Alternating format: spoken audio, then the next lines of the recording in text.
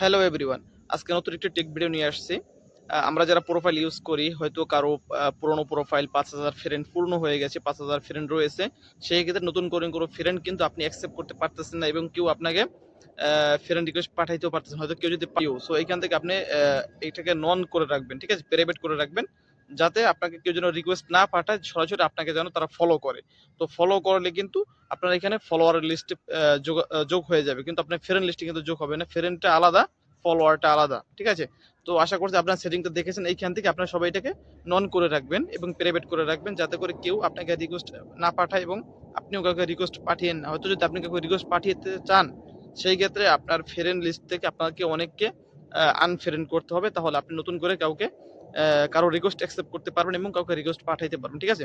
আশা করছি সবাই বুঝতে পারছেন সেটিংটা সবাই অফ করে রাখবেন, যাদের ৫,০০০ ফ্রেন্ড অলরেডি পরিপূর্ণ হয়ে গেছে। তো ভিডিওটা যদি আপনার কোনো উপকার আসে, অবশ্যই ভিডিওতে একটি লাইক কমেন্টস করে দেবেন। সবাইকে ধন্যবাদ।